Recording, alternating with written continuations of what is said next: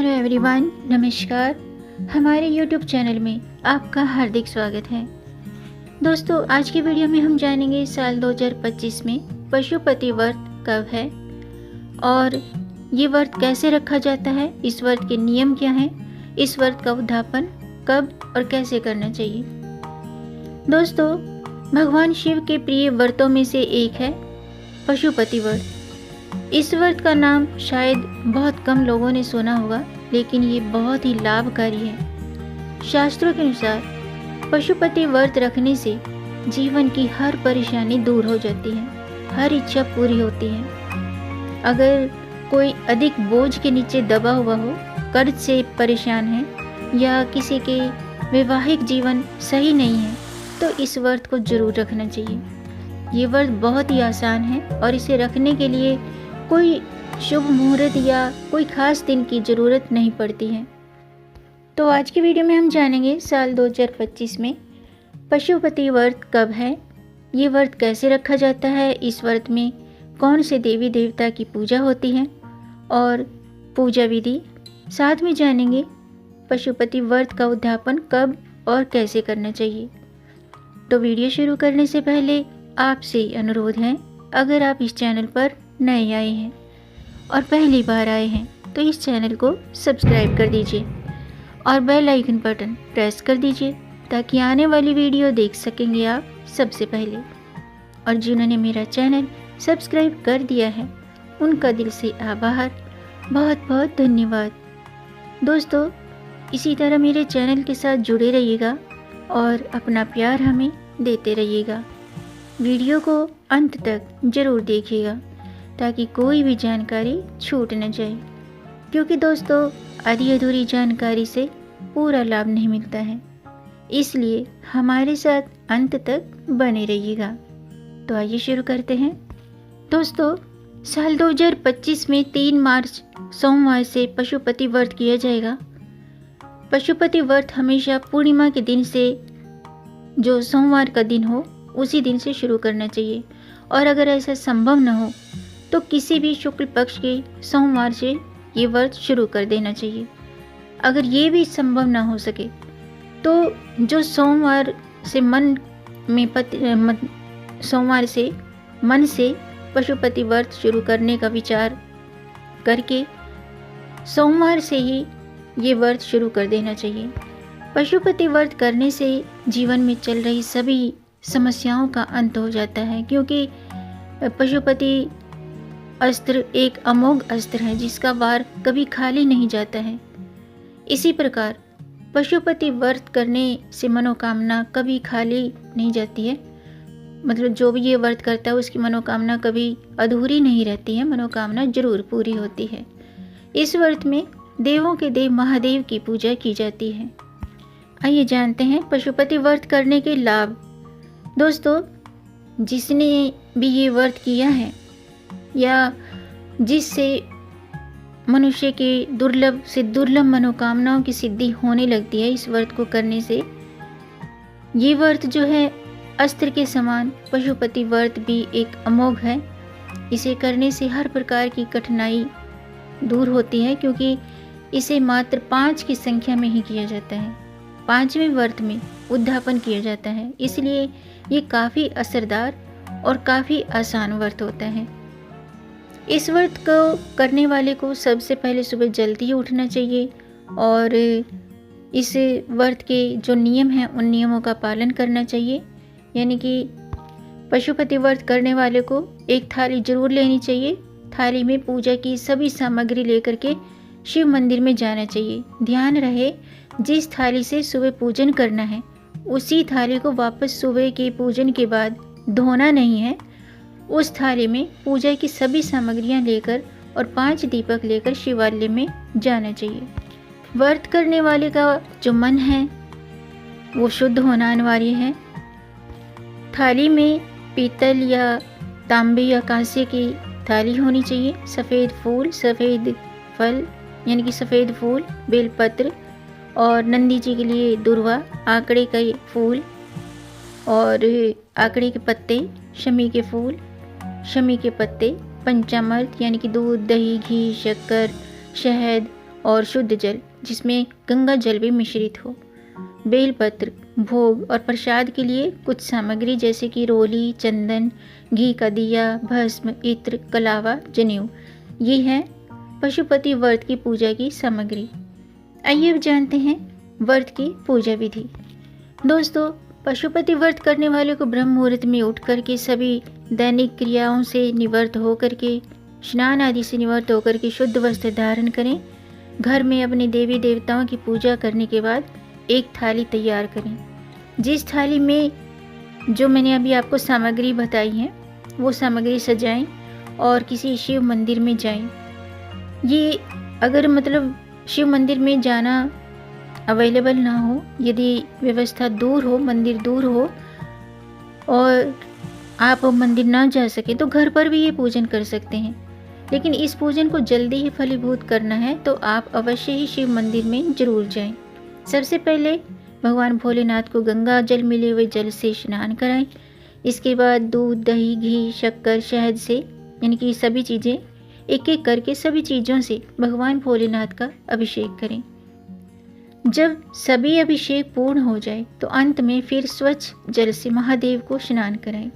उसके बाद भोलेनाथ का श्रृंगार करें। इसके बाद सबसे पहले उन्हें इत्र लगाएं, चंदन लगाएं, फिर जनेऊ पहनाएं और अंत में वस्त्र स्वरूप मौली उन्हें अर्पित करें। इसके बाद फूल या फूलों की माला जो भी आप लाए हैं तो महादेव को अर्पित करें। शमी के पत्र, बेलपत्र भी जरूर चढ़ाएं और आंकड़े के पत्ते या फूल भी चढ़ाएं, क्योंकि आंकड़े के फूल और पत्ते चढ़ाने से महादेव शीघ्र ही प्रसन्न होते हैं। इन सब के बाद घी का एक दीपक प्रज्वलित करें और भोग के लिए जो भी सामग्री आप लाए हैं वे भोग के रूप में वहाँ अर्पित करें। मंदिर में अलग से गौरी, गणेश और कार्तिकेय जी हैं तो उनका भी पूजन अवश्य करें। अगर आप सुहागन हैं, विवाहित हैं, सुहागन हैं तो आप माता गौरी को सिंदूर भी जरूर अर्पित करें, यानी कि श्रृंगार की सामग्री अर्पित करें। और इस प्रकार जैसे आपने सुबह पूजा की है इसी तरह से शाम की पूजा भी पूर्ण करनी चाहिए। यानी कि पशुपति व्रत में जो सुबह के लिए आप थाली ले गए हैं उस थाली को बिना धोए रख दें और जो सामग्री बची हुई है उसे उसी प्रकार रहने दें और उसी से शाम को भोलेनाथ की पूजा करें। शाम को अभिषेक करने की आवश्यकता नहीं है, केवल अपने घर में कोई भी भोग सामग्री बनाएं, जैसे कि सूजी का हलवा बना सकते हैं, खीर बना सकते हैं, मालपुआ बना सकते हैं या चूरमा भी बना सकते हैं। इस प्रकार ये प्रसाद अर्पित करें। उसके बाद घी के 6 दिए अपने साथ मंदिर लेकर जाएं। मंदिर जाकर 5 दिए वहाँ जला दें। भोलेनाथ को प्रसाद अर्पित करें। जो प्रसाद आपने बनाया है उसके 3 हिस्से करें, 2 हिस्से मंदिर में छोड़ दें और 1 हिस्सा स्वयं घर ले आएं और उसे प्रसाद के रूप में पूजा के बाद स्वयं ग्रहण करें और भूल से भी ये प्रसाद किसी अन्य व्यक्ति को न दें। प्रसाद ग्रहण करने से पहले 5 दिए मंदिर में प्रज्वलित करें और 1 दिए को बिना जलाए अपने घर ले आएं।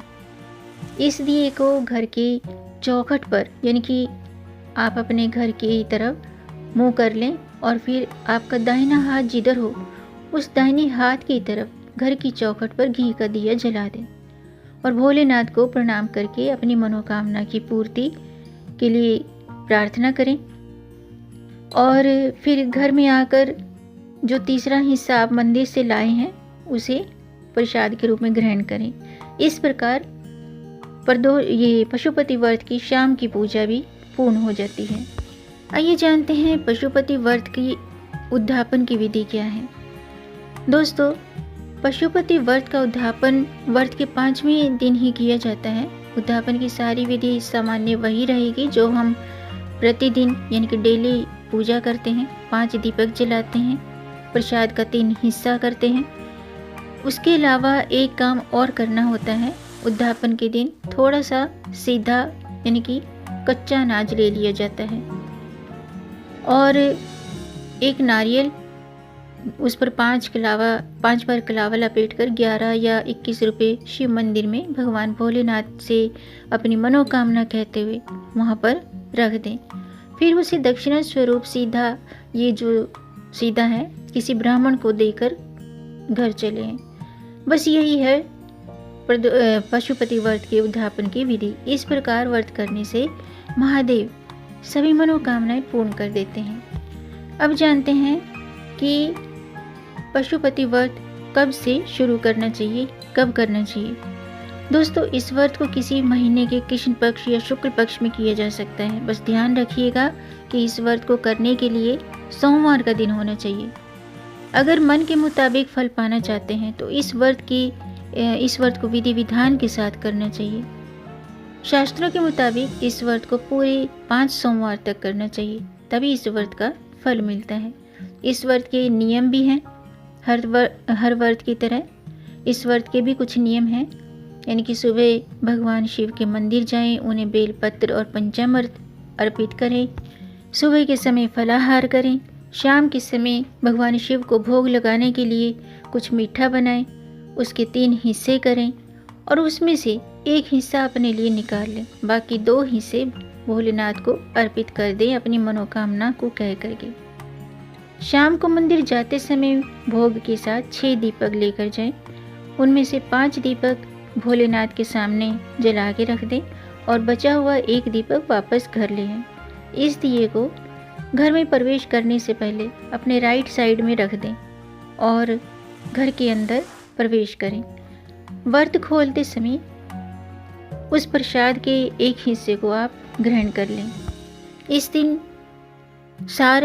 हर समय भगवान शिव का ध्यान करना चाहिए, भगवान शिव के प्रिय मंत्रों का जाप करना चाहिए।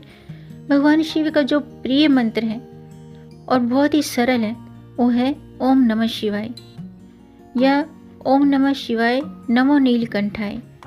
इसके अलावा ओम पार्वती पते नमः या फिर ह्रीम ह्रोम नमः शिवाय। इनमें से आप किसी भी मंत्र का जाप कर सकते हैं। इसके अलावा श्री शिवाय नमस्तुभ्यम, इस मंत्र का भी जाप आप कर सकते हैं। इस व्रत को यानी कि पशुपति व्रत को लगातार 5 सोमवार तक किया जाता है। इसके बाद इसका उद्यापन करना चाहिए। 4 सोमवार के बाद 5वें सोमवार को पूजा के बाद अपनी मनोकामना को ध्यान में रखते हुए महादेव को एक नारियल अर्पित कर दें और हो सके तो भगवान शिव को 108 बेलपत्र या फिर 108 अक्षत जो खंडित नहीं होने चाहिए वो चढ़ाएं और 6ठे सोमवार तक अपनी मनोकामना पूरी होने की भगवान शिव से विनती करें। और इस तरीके से पशुपति व्रत करने से 6ठे सोमवार तक हर मनोकामना अवश्य ही पूरी होती है। तो दोस्तों, आज के लिए बस इतना ही। उम्मीद है आपको ये जानकारी पसंद आई होगी। अगर आपको ये जानकारी ये वीडियो अच्छा लगा हो तो आप इसे लाइक कीजिएगा। वीडियो लाइक करने में पैसे खर्च नहीं होते हैं, आपके लाइक से हमारा मोटिवेशन अप होता है। तो वीडियो को लाइक ज़रूर कीजिएगा और इस जानकारी को आगे बढ़ाकर अपनी फैमिली में, अपने फ्रेंड्स में ज़्यादा से ज़्यादा शेयर कर दीजिए ताकि औरों को भी इससे लाभ प्राप्त हो। और अगर आपका कोई प्रश्न है या कोई सुझाव है तो कमेंट बॉक्स में ज़रूर लिखिएगा और मेरे चैनल को सब्सक्राइब ज़रूर कीजिएगा ताकि आने वाले वीडियो देख सकेंगे आप सबसे पहले। वीडियो को अंत तक देखने के लिए आपका बहुत बहुत धन्यवाद। मिलेंगे नई जानकारी के साथ, तब तक आप खुश रहें, स्वस्थ रहें, अपना ख्याल रखें और अपनों का भी ख्याल रखिएगा। जय श्री हरि, हर हर महादेव।